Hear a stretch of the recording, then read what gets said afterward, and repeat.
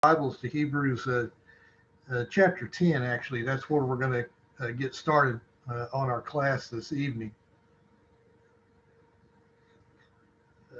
I told you in the very first class that the word therefore was one of the real keys to understanding the book of Hebrews.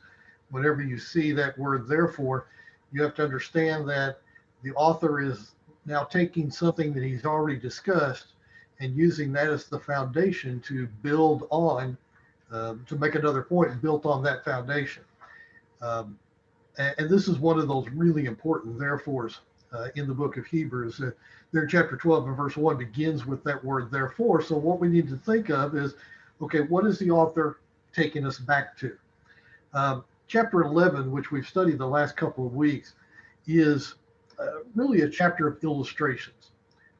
I can remember when I first really wanted to start preaching, that congregation where I was attending in college had a preacher training class.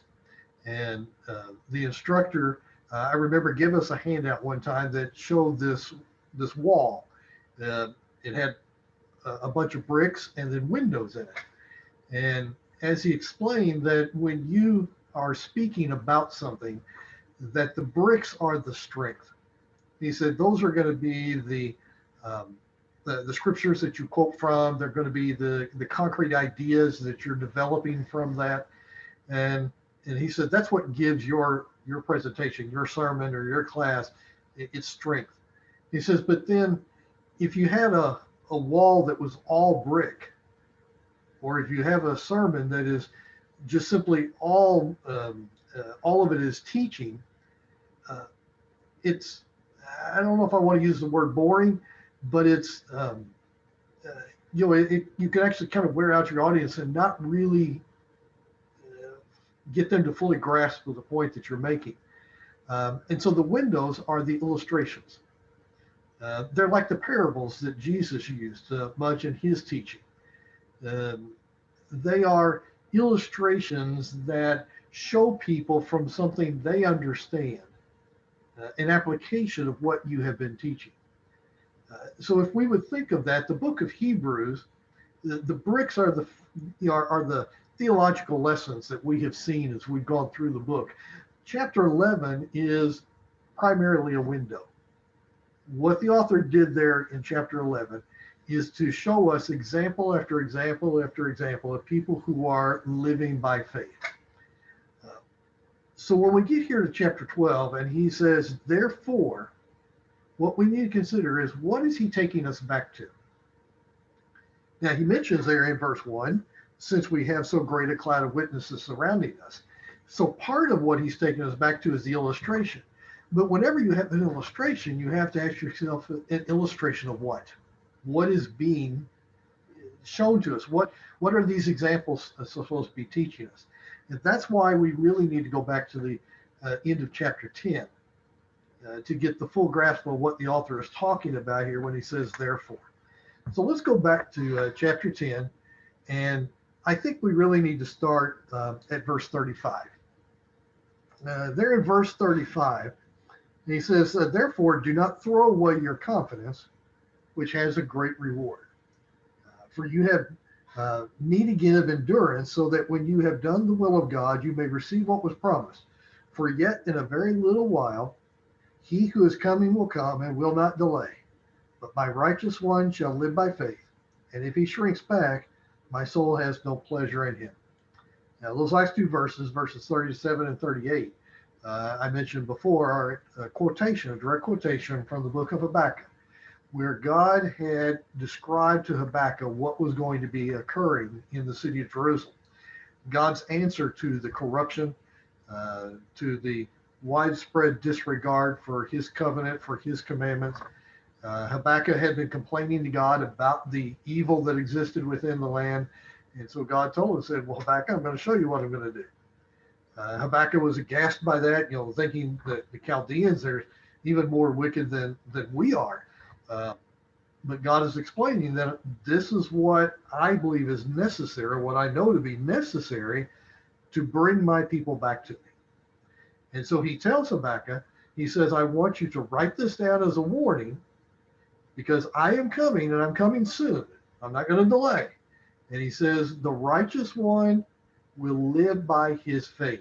In other words, when he trusts what Habakkuk has written from the message of God, that he was going to survive that invasion and siege of the Chaldeans of the city of Jerusalem. But the ones who ignored this writing of Habakkuk were the ones that God had no pleasure in, and they were the ones that were going to die in. And so the writer of Hebrews has taken that and he's applied it to the people of his day. And he's telling them, you need to have endurance like they needed to have endurance. And specifically, he's telling them, you need to have a strong faith that you're not going to throw away. You're not going to lose your confidence in God. That implies that there's something bad about to happen. That's really what chapter 12 is going to bring us to, and he's going to illustrate more, explaining that bad things are going to happen to them. Persecution, suffering, even death. And what he's going to show them is that those bad things are actually good things. And that's really what this message is here in chapter 12, is to help them to understand how those bad things can become good things if they learn the lessons of Habakkuk and all of the examples that we found there in chapter 11. That's how bad things in our lives turn into good things in our life. All right, so let's go back now to chapter 12. And remember, this is based on that statement. Don't throw away your confidence, because it has a great reward. Now, I want us to also think about chapter 11. I mentioned this, the idea of all these illustrations. But within chapter 11, there are some bricks, if you would, some frames for all of those windows. And I think it's important for us to kind of pick out those framework passages and get the theme message that goes through chapter 11. I don't have a slide for this, but I'm just going to read to you what I think are really the framework teachings there of chapter 11. Verse 2, for by it, faith, the men of old gained approval. Verse 6, for without faith, it's impossible to please him. Verse 13, all of these died without receiving the promises. Verse 16, they desired a better country, that is a heavenly one. And finally, verses 39 and 40, all these, having gained approval through their faith, did not receive what was promised, because God has provided something better for us, so that apart from us, they should not be made perfect. So what the author has done is he's emphasized the significance, the absolute vital need for faith. Without faith, he says, you can't please God. With faith, you gain the approval of God. It's just very simple how he laid that out for us. And so he's telling us that faith is necessary for us, even when, as we saw with all of these Old Testament examples, we die without seeing the promise in our lifetime. Faith is what gets us through that. Faith is what helps us to understand that it's not a promise that applies within our physical lifetime, but it's a promise that is something that is eternal in its nature. And all of these people who died without receiving the promise in their physical life did receive the promise, but they receive it, as the author says, with us. And of course, he's talking first century. They were going to receive this promise with those Old Testament examples. Think how this must have felt to those people as they're reading this letter being presented to them, and they hear all these names that they honor so much. Abel and Enoch and Abraham and Noah and Sarah and Jacob and Moses, all of these people that they hold in such high regard. And he concludes by saying, they were not made perfect until they are made perfect with us.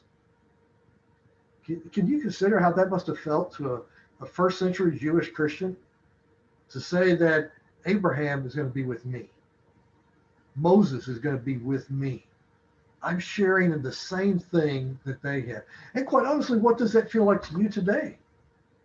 to consider all these great names and to realize that the promise of God is we are made perfect with them. That brings us then to chapter 12. So what is he telling us?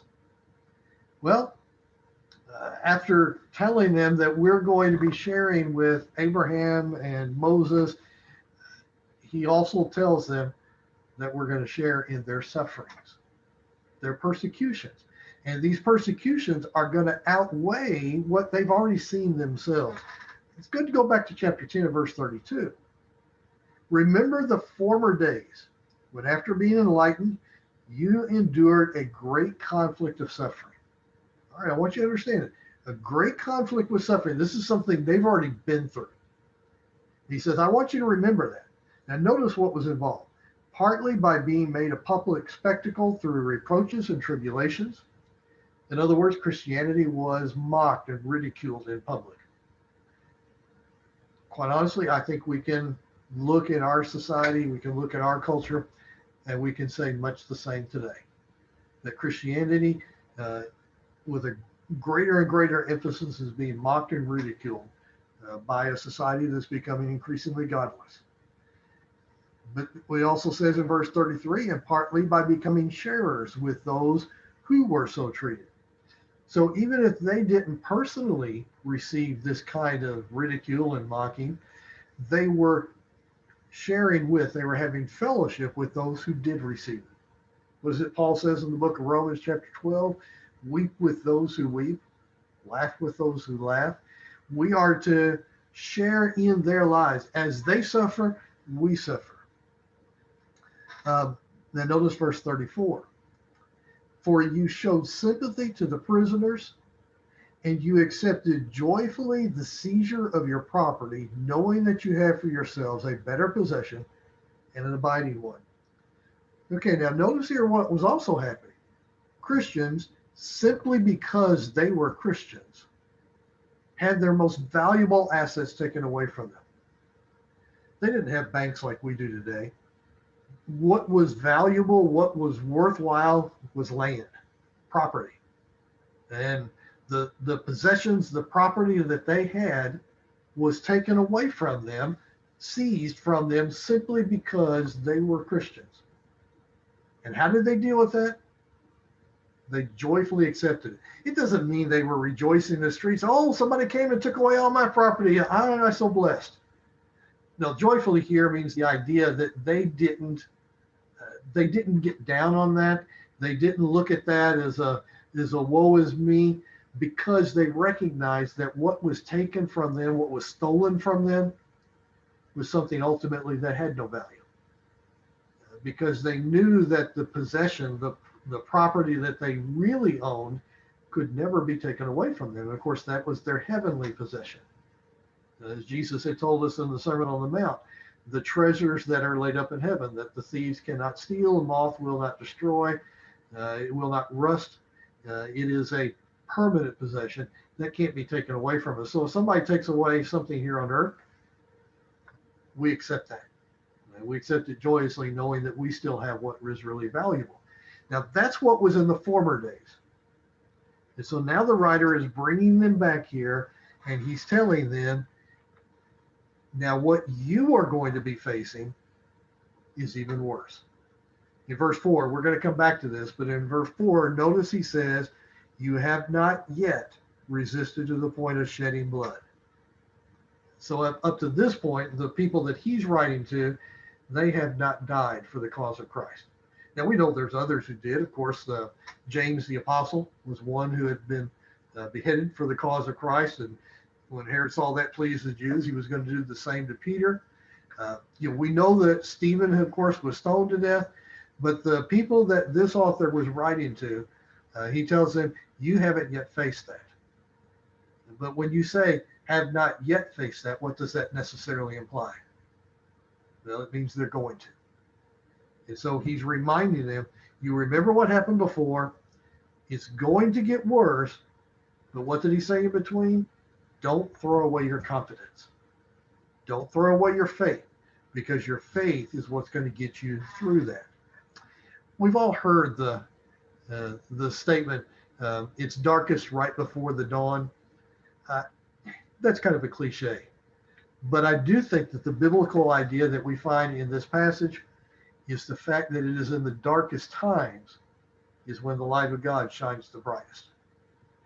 Again, go back to chapter 11. How did it begin? What is faith? Faith is the assurance of things hoped for, the conviction of things not seen. The dark times are when we don't see. We don't see how God is going to deliver us. We don't see the promise that he has made. We haven't seen it occur in our lives yet. We wonder, is God out there? Is God watching? Does God really care? There's a song we sometimes sing, Does Jesus Care? And it talks about, the lyrics of that song is, when my heart is heavy and when things are tough, does Jesus really care? How do I know the answer to that? That's what chapter 11 is. I know by faith that Jesus does care. I suppose that most of us at one time or another have been to Mammoth Cave, and there's one particular very large cave down there that's nicknamed Grand Central Station, and many different tours go through this one big cave. They have a number of benches there, and when a tour comes into the Grand Central Station, the leader of the tour will have everybody sit on these wood benches, and he's going to tell them, say, now, I want everybody to sit still, don't get up, don't walk around, because I'm going to turn out the lights, because I want you to see what absolute pitch blackness is like, where there's no light at all. And when I took that tour, and the guy did that, everybody sat down, went over to the lights, flipped the switch, and everybody in the room immediately turned and looked to one side, because they had a phone that was on the wall there. It had a lighted keypad, but there was a case that was over the front of the phone that was closed and locked. And so there was just this little bitty light that was shining through the lighted keypad and then through a crack in the hinge of that door over the phone. That tiny, tiny little light that nobody would even have known there was any light there, certainly couldn't have seen it. Immediately it drew everybody's attention when it was pitch black and there was no light. That's what we have to understand we're seeing here in chapter 12 and verse 1. He's telling them, you're about to go through some very dark times. It's going to be hard. They're going to see their brothers and sisters, family members die for the cause of Christ. So what are they supposed to do? They are supposed to fix their eyes on Jesus. That's how they get through it. But first of all, how do you fix your eyes on Jesus? You have to lay aside everything that distracts you, everything that keeps you from focusing on Jesus. The author here uses this idea of a race, and certainly that helps us to illustrate, this concept that we're talking about. If you've ever watched the Olympics or some track meet, you'll see that the runners, when they first come out onto the track, they're all wearing these warm-ups, and they'll start bouncing around, running a little bit, wearing those warm-ups. And then eventually you're going to see them, unzip them or take the Velcro, take those warm-ups, and they'll fold them up, lay them in a basket, set them off to the side. And what they're doing is they're getting rid of those things that would slow them down while they're running, so that every ounce of their energy will be effective in helping them to run down the track as fast as possible. The author says we must lay aside every encumbrance. I want you to understand here, he talks about sin also, but these are two different things. Encumbrances are not inherently sinful. He's not talking about, get rid of sin with this synonym and sin with this synonym. He wasn't talking about two different synonyms for the same thing. He's telling us we have to get rid of the encumbrances, which are not necessarily, in many cases, are not sinful in themselves, but what they do is they distract us from looking at Jesus. And quite honestly, I think every one of us, when we look in our lives, we can start recognizing those encumbrances. It might be things like our job. It might be things like our hobbies. Things like clubs or organizations that we're involved in, or things that our kids are involved in. These are all encumbrances. There's nothing sinful about them themselves. But when they take our focus off of Jesus, then what they're doing is they're blinding us to the light. And then he says, and the sin which so easily entangles us. Jesus had told the Jews in John chapter 8 that if they would obey his word, then they would know the truth, and the truth would make them free. And they said, oh, we're children of Abraham. We've never been enslaved by anyone. And Jesus said, sin enslaves us. The one who has sinned has become a slave to sin. It's so easy to get entangled in that. And what we as children of God have to do is we've got to lay those things aside. No, it's not saying we'll never sin, but it's saying when we do sin, we lay it aside. We get out of it. And so what do we do from that? We fix our eyes on Jesus. I'm sure we've all heard the word before, fixate. We usually use that in a negative way. We'll talk about somebody saying they're just fixated on, whatever it is that they want to do. And they don't think of anything else. You can't get their mind off of it. They're just fixated on having to do that. We might talk about a child who, has one particular toy. And they say, they're just fixated on that one toy. I try to give them other toys, but they don't want that other toy. They're just fixated on this one toy. Well, that's exactly what our author is talking about. He's telling us we need to be fixated on Jesus. Fix our eyes on Jesus. That's the idea of not blinking, not turning, but we're focused on the goal. I mentioned earlier the idea of the runners. You ever seen those runners, especially the sprinters, but even the distance runners? What are they looking at? Very rarely you're going to see them looking around, looking from side to side, looking, maybe a marathon runner, beautiful trees over here, look at those mountains over there. No, you see them running and they're looking straight ahead of them. Why? Because they're fixed on a goal. They might be looking at the jersey of the runner in front of them, thinking I'm going to catch up with them or I'm going to stay on their pace, but they are fixed on what their goal is. And nothing is going to distract them.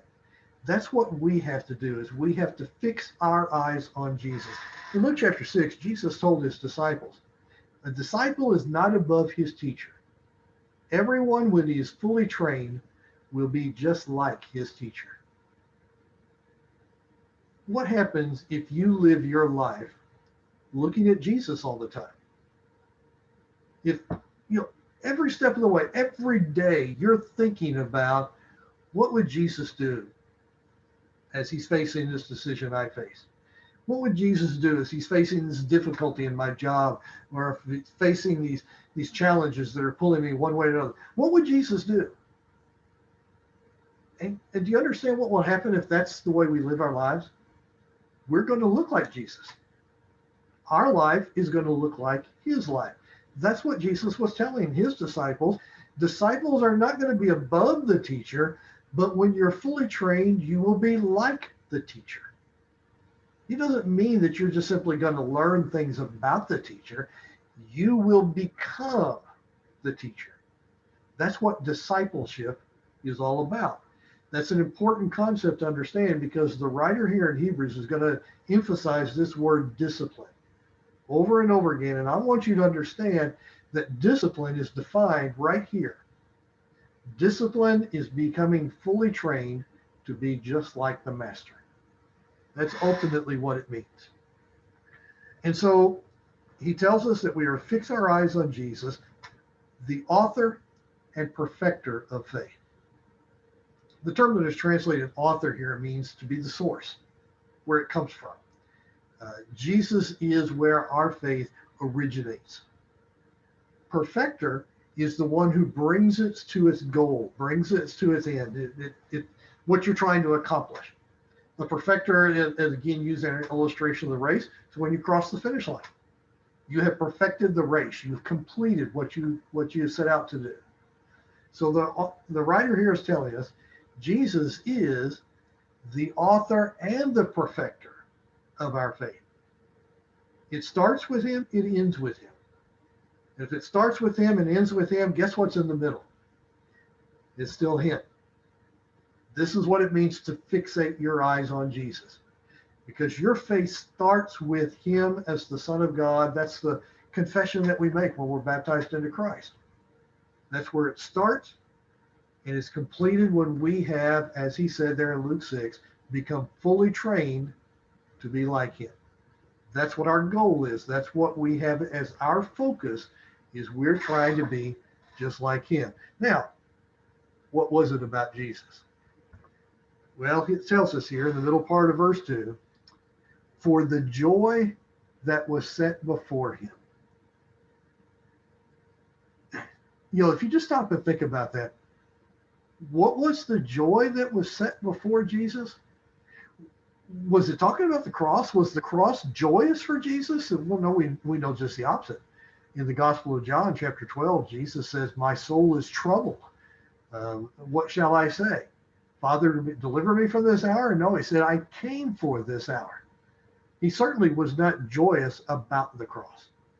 The joy that was before him was what Jesus was seeing on the other side of the cross. That's an important lesson for these Hebrews. They're going to be facing persecution. As we've already mentioned here in verse 4, he's going to tell them about the fact that they're going to shed blood. They're going to die. Some of them are going to die because of their faith in Jesus. And if you know that's in front of you, kind of hard not to see anything else, isn't it? If you know that's what you're facing, and almost like that consumes your life, that's all you're thinking about. But what we see with Jesus was not that he was consumed with the cross. He was consumed with what was beyond the cross. The cross was just simply what he had to go through to get to what was on the other side. And what was on the other side was redemption. What was on the other side was salvation of his people. And so recognizing that he's got to get through the cross to get what he wants, what his joy is, he endured it. That's again, let's go back to this idea of the race. Specifically, think about a marathoner. I've never run long distance races. Short distance races make my lungs hurt enough that I know that I don't ever want to do that. But I have read many times and talked to distance runners. Training itself is never fun. Sometimes you'll see somebody at the end of a race and you'll see them just collapse and fall down on the track, and they're huffing and puffing so hard you see the pain in their face, and you're saying, why do you do that to yourself? But then when they stand on the podium and they receive the medal, you got your answer. That's why they did it. That's why they went through what they went through. Jesus endured the cross. He endured the ultimate sacrifice of himself for us. Notice it says he also despised the shame. Paul talks about this in the book of Galatians, that Jesus became the curse for us. And then quotes from the Old Testament, cursed was anyone who hung on a tree. So Jesus took on this curse for us. Again, the curse was not fun, was not joyous. But what was on the other side of that? What was on the other side of that, again, was the glory and honor that he could give to his children, because he was going to take the curse for them. So it says he despised the shame. That word despise is an interesting term. It's actually found in the book of Genesis, in the story of Esau. If you remember the occasion where Esau had gone hunting and had been completely unsuccessful, had not killed anything. The idea was he'd been several days without food, had not been able to kill anything, and so he's extremely hungry. And as he's coming back home, he can smell this stew that his brother Jacob is making, and came to Jacob and said, give me some of that stew. I'm starving to death. I'm going to die. Of course, we understand the greed of Jacob. And he says, sure, I'll give it to you. Give me the birthright. Make me the oldest son. And we're told that Esau despised his birthright and gave it to Jacob for the bowl of food. He valued it as being less than a bowl of food. That's what it means to despise something, to give no value to it. So put that in this context. When Jesus despised the shame, What it's telling us is that Jesus was not going to be deterred by the shame. He wasn't going to let the shame keep him from doing what he was going to do. He wasn't going to let it bother him. He just simply gave no value to it. You can go back to what we saw there in chapter 10, the mocking, the ridicule. You know what? If you're being mocked and ridiculed and that doesn't bother you, that means you have despised it, just like Jesus despised the shame. You've recognized that they're going to mock, they're going to ridicule, but I'm not going to listen to that. I'm not going to be bothered by that. I'm going to keep on continuing to do what's most important to me, is serving my God. And so that's what we see with Jesus. He endured, he despised, and at the end of that, he sat down at the right hand of the throne of God. He became their king. That was his joy, was to become the king of his people. All right, let me pause at this point and see if anybody's got any questions then about these first three verses.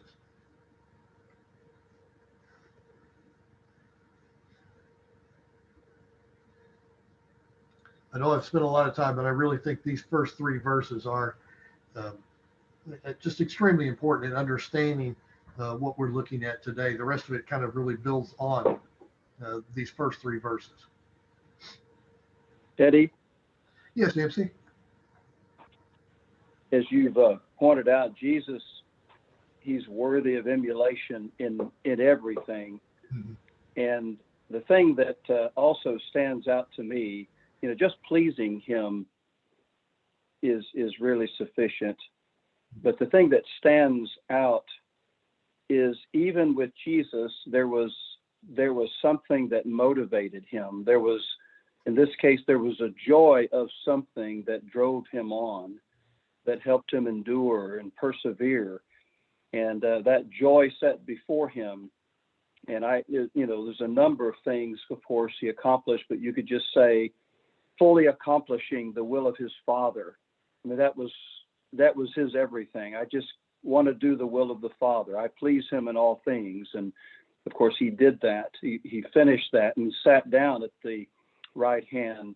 But there was a joy before him through all the darkness and the tunnels of life, and through all of the terrible, terrible ordeals. There was a joy set before him, and he never stopped looking at that goal. And it goes along with chapter 11, verse 6, that we must believe that God is, and that he is a rewarder of those who seek him. And so it goes along with, faith, has reward, and we must not lose sight of that as we deal with the persecution. And then in chapter 12, verse 11, discipline yields the fruit of righteousness. And of course, I look forward to your studies and being in the kingdom and all the wonderful relationships we gain in Jesus Christ. But all those joys are constantly before us, just as in Jesus. I appreciate those thoughts so much, Dempsey. That is such an important subject, and I don't have time to really expound on this. But I fully agree with the comment that you made that the real motive is simply doing what God wants us to do. We're not going to do anything without a motive, without a reason for doing it. Now, sometimes our reasons may be very shallow, just like somebody else told us to do it, just because that's what we've always done. But when we have this motive of God has given me a task, a responsibility, and I'm going to see that through, and I'm going to take joy in doing that. Because that's exactly what we see with Jesus. He emphasized that so much in his teaching, that he came to do the will of the one who sent him. I'm afraid that we sometimes do a disservice when we essentially hold up heaven as our only motive. I want to go to heaven. That's my only goal in life, is I want to go to heaven. Ultimately, to me, that seems like it's putting the focus on me. But if instead we have that focus, that I want to do God's will, I believe that's that will make us more like Jesus, that we're going to look more like our master, because that's what we see him emphasizing. That's what we need to emphasize.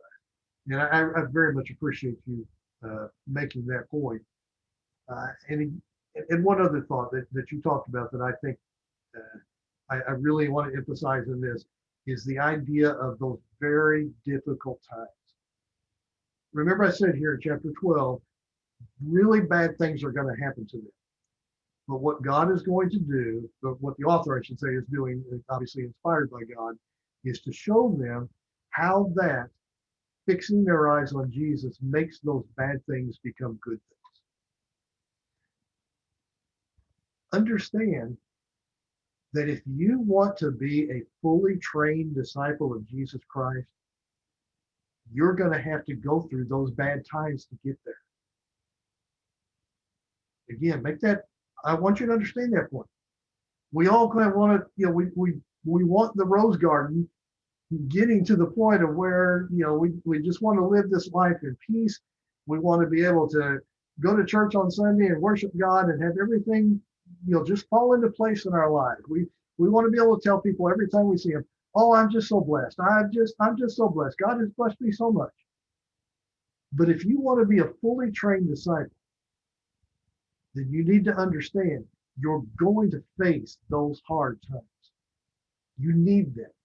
God knows you need them. And that's what we're going to look at in the next section. So keep that thought in mind. Verse 3, notice what he said there, kind of this conclusion. Consider him who has endured such hostility by sinners against himself, so that you may not grow weary and lose heart. When do people grow weary and lose heart? When they're enduring hostility. And the author is telling them, don't lose heart, because there's something good going to come from this. Anybody else with any comments in these first three verses?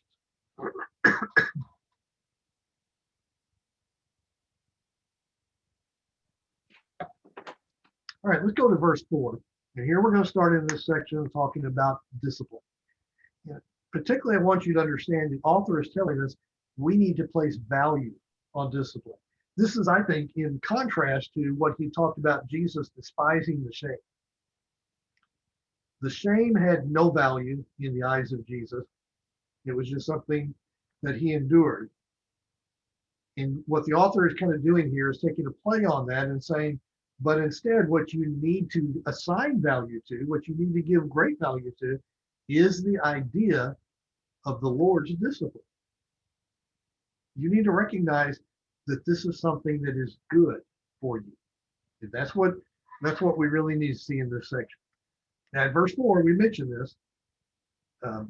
You have not yet resisted to the point of shedding blood, and you're striving against it.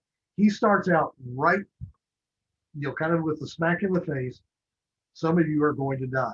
This term shedding blood was actually common in classical Greek, and it spoke about those who were martyrs, those who would die for a particular cause. And so when Jesus used this phrase, this is something they would fully understand to talk about those who died for a cause. And he's telling, you're going to die for my cause.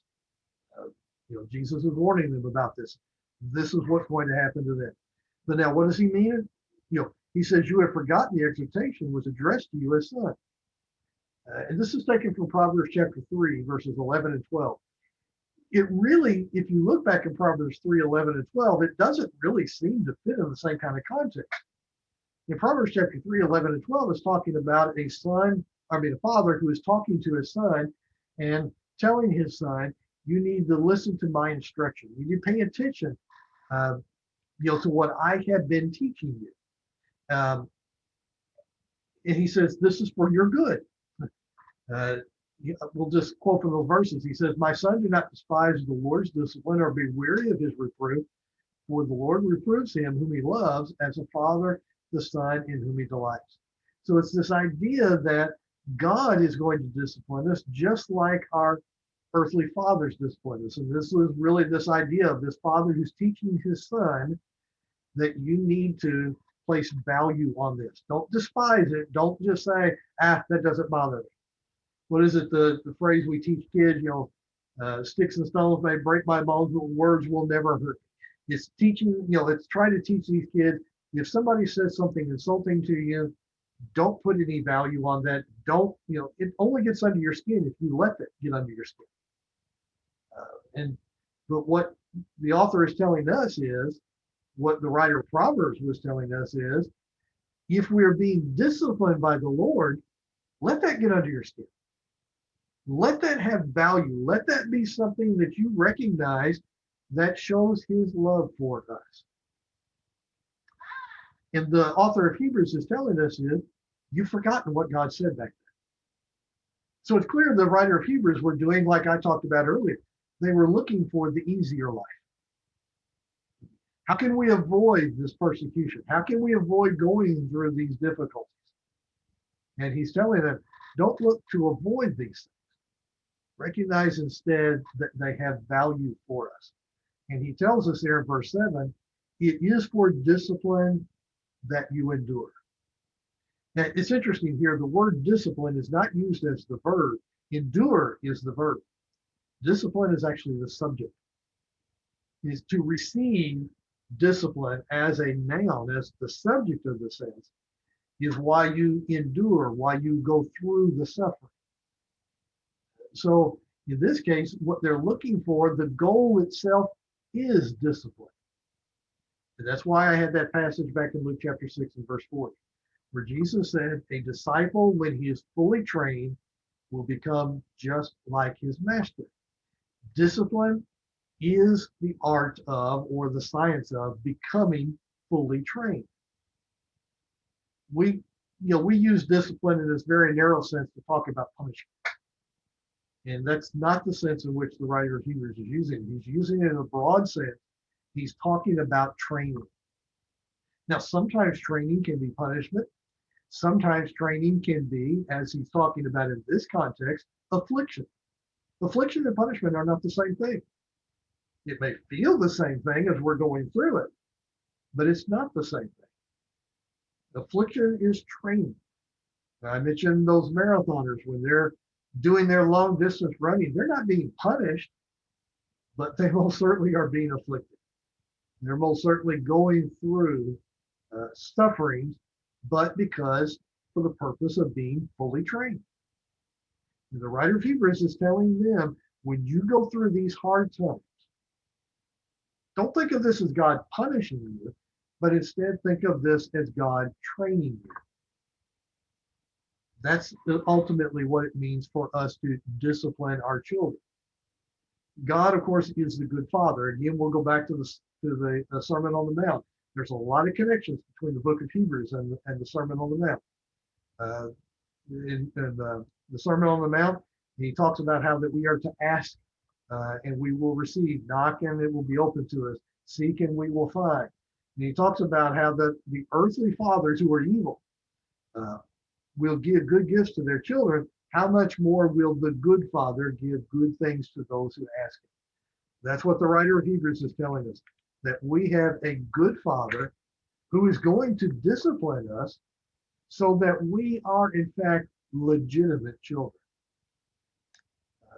The idea of a father who would not discipline his children, he's making his children to be illegitimate. In other words, he is regarding them as having no value to him. He doesn't care. It doesn't show his love for them.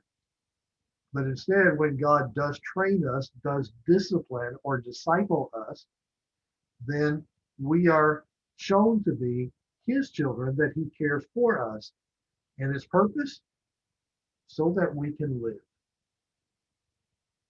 That is so important, that we understand. Parents have to understand.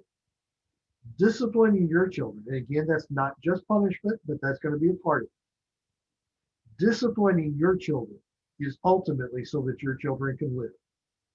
Paul tells us that in Ephesians chapter 6, that it's the first promise of, or it's the first commandment of God that came with a promise attached to it. Honor your father and your mother so that it may be well with you and that you live long on the earth. It had a promise of God that if you are trained to respect and honor your parents, you're going to live longer. Just plain and simple, you're going to live longer. The people who don't even believe in God and do the kind of studies will still tell us today that children who grow up in a what is called a nuclear home with a father and a mother living together and raising their children together, they're going to live longer. They're going to have more successful lives. Well, that's not a surprise to us because that's what God said back in the very beginning. So now the writer of Hebrews is telling us, well, the same thing is true when God is training us. Now, at the time it happens, it's not joyous. Again, he didn't start by saying Jesus enjoyed the cross. No, he said Jesus, for the joy that was set before him, endured the cross. What we have to understand is discipline. The goal, being trained to be like our master. That's the joy. And the endurance is going through the discipline to get there. The discipline is unenjoyous. But what it yields, as Nipsey mentioned earlier, is this fruitful righteousness that comes from that. We will be fully trained to be just like the master. And so what does that mean for them? Well, he tells us in verse 12, therefore, there's another one of those therefores, since you understand why God is disciplining you, you be God's instrument to discipline the weak. Now, there's so many people who misunderstand this passage. Oh, we've got to punish those weak members of our congregation. We've got to drive them out so that we've got purity within our congregation. That is not what the author is talking about at all. In fact, what the author is talking about is lifting them up. He's talking about what Paul talks about in Galatians chapter 6. If you've seen someone who has fallen, lift them up with a spirit of gentleness, looking to yourself lest you also be tempted. That's exactly what the writer of Hebrews is talking about here. Discipline, strengthen the hands that are weak and the knees that are feeble, make straight paths for their feet. So the limb that is lame may not be put out of joint, but rather be healed. Discipline has a goal of healing. So when we talk about those that are weak in our congregations, what we need to be doing is, what can I do to help them grow stronger? And I can tell you what doesn't do that is giving them more burdens to bear. But instead, what it means is that you're helping them to get through those difficult times and showing them what lies beyond that. All right, let me pause at this point and see if there's any questions or comments then. Cohen and I had this exact conversation just the other day. Oh. And that, I won't say totally exact, but just the dad doesn't like me because of how he's treating me. And I was so proud of Jenny for sticking up for me from another room. She's like, that's exactly how he shows his love, because of the training that he's doing for you, you know. And the support that I got from her was training and lifting up, which was what you were talking about there at the last bit. But, you know, I almost wish we didn't have the, I guess, connotation or thought process behind discipline, that it is so painful and just a terrible thing to do. It really is training, and it's harder to discipline than to not. And what you just said really hit home for me as far as lifting people up, you know, in the congregation that we might think are struggling, or if I'm struggling or whoever's struggling, that the responsibility is really on those who need to lift those people up and train or strengthen. You know, we even think about training as a negative thing. It's really strengthening. Discipline, you're providing the tools necessary to create that greater endurance. I appreciate that, Dan. You're absolutely right. That's what we see. And good on you as a father for having that discussion, and even, you know, for going to come to that point. He's seen it. It wasn't enjoyable at the time, and good on Jenny to recognize that's exactly what God is teaching us. That's how we do that. Anybody else with any comments or questions down through verse 13? Just to build on what Dan was saying, I remember the class he taught us with growing kids God's way, and you know, that discipline was necessary, and it always needed to be followed up with the reasoning as to why that thing is, so you can help build that mental vault. And while it was focused on children, we also have to worry about our weaker Christians, ourselves, when we see that opportunity for instruction and understanding. Complementing that with the discipline helps make that so much richer for the individual and strengthens them that much more, because then they pull on that mental vault, which is the term they used in the class that the kids would draw on. But yeah, we benefit when we always augment the discipline with scripture, so that way they have that for next time. And same thing with kids as with adults. But I Right. wanted to throw that out there too. Yeah, absolutely, man. I appreciate it. And again, I want us to remember that this was going to be a very difficult, hard time for these disciples. Uh, Again, remember what he slapped them in the face with to begin with. Some of you are going to shed blood. Some of you are going to die as martyrs, and it was going to be hard for them to get through it. And I guess the common phrase that we're going to get through this together. Well, that's exactly what he was telling you. When you hit those hard times, you need to pull together. You need to be helping each other through those hard times, but don't look at it as hard times. That's the real key to understand it. Instead, look at it as training. That as you go through this training, you're going to become more and more like your master every day. That's ultimately what that goal is. Anybody else with thoughts? Just a illustration. When Caleb was born, or before he was born, there was some difficulties, and Carla had to spend some time in the hospital, and we didn't have cable back then. We were just in these hospital rooms with nothing to do but watch TV, and so we discovered the show Super Nanny. I don't know even know how long it was on, but it was on back in those days. And this nanny would come to help these parents who didn't know how to discipline their kids, and the kids were just horrible. And even in time lapse, it was you could barely sit through watch what these people were going through with these kids. And the parents were miserable. But what always struck me was that the kids were also miserable. The kids were always whining, always crying, always demanding something. They were not happy children.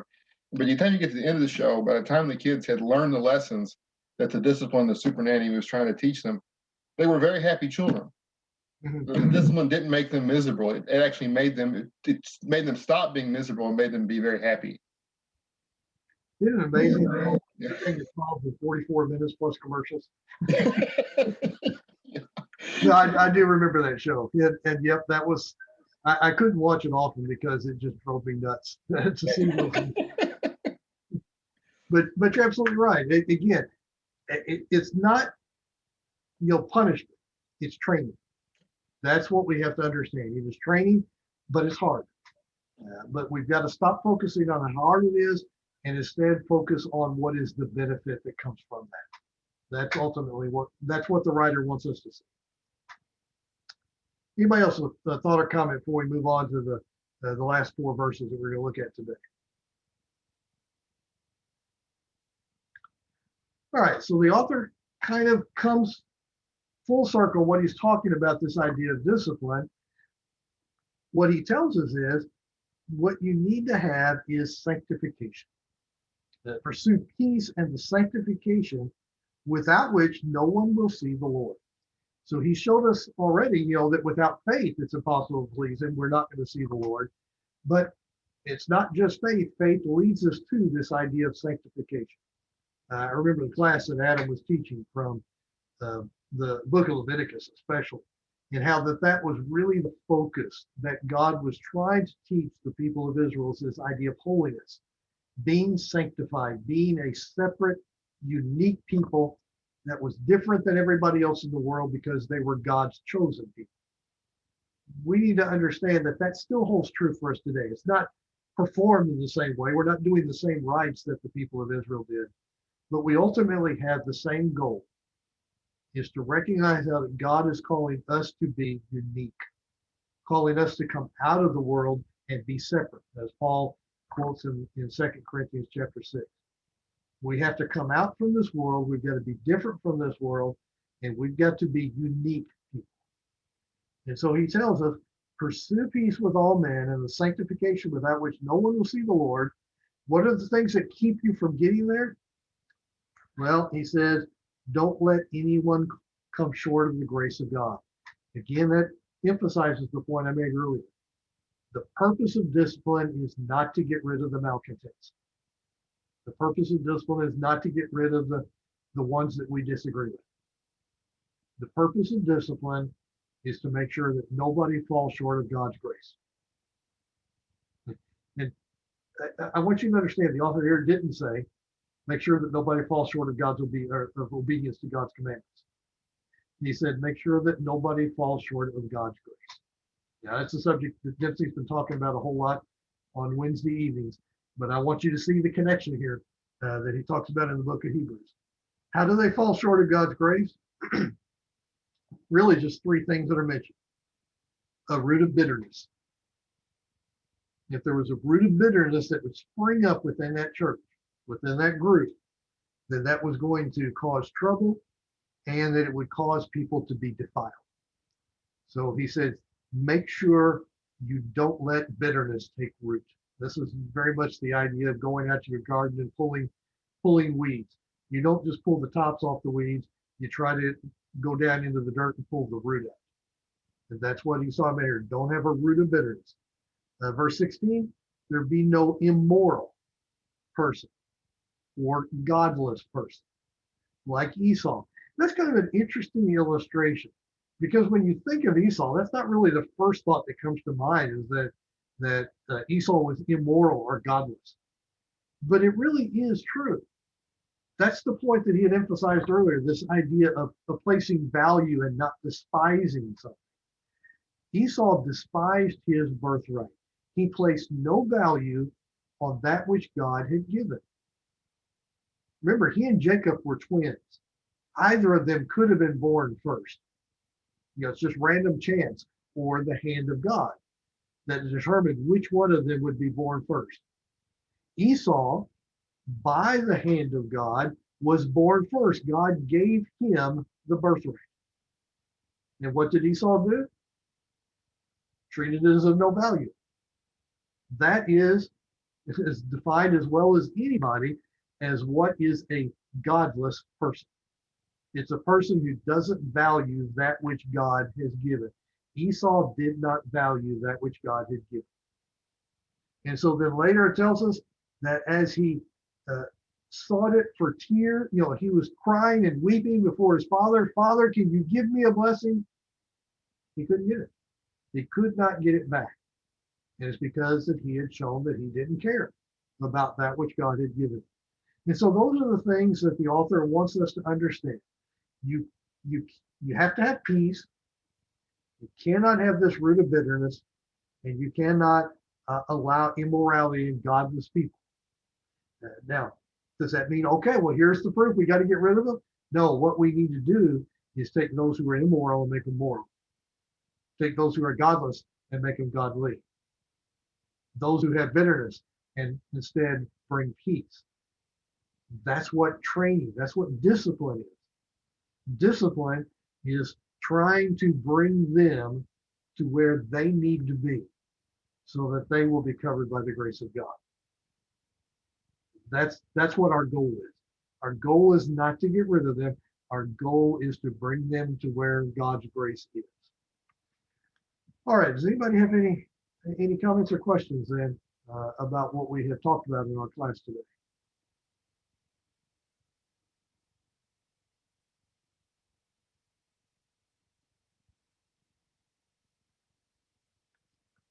All right, I do not have the questions I normally do for next week's class, but I can tell you the key word you're going to be looking at for next week's class, the remainder of chapter 12, is the idea of the kingdom.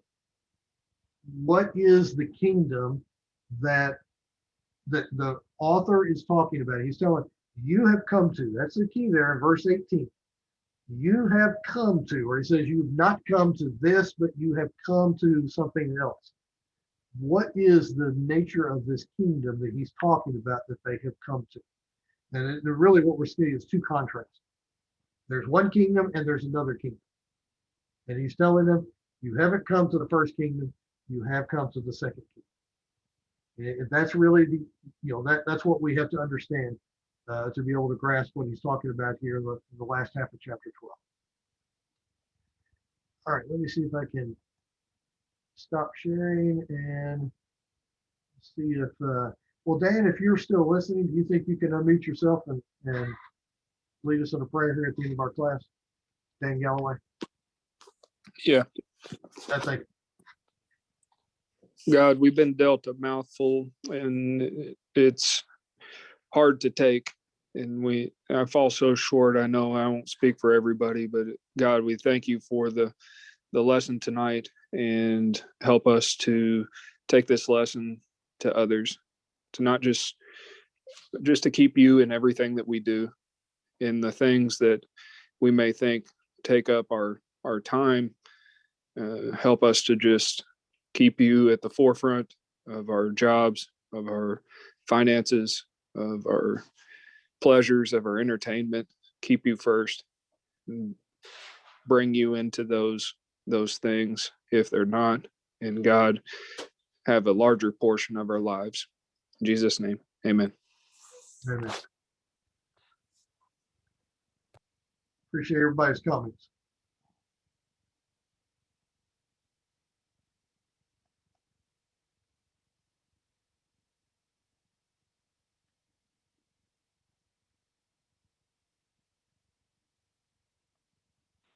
Thank you, Eddie. Thank you.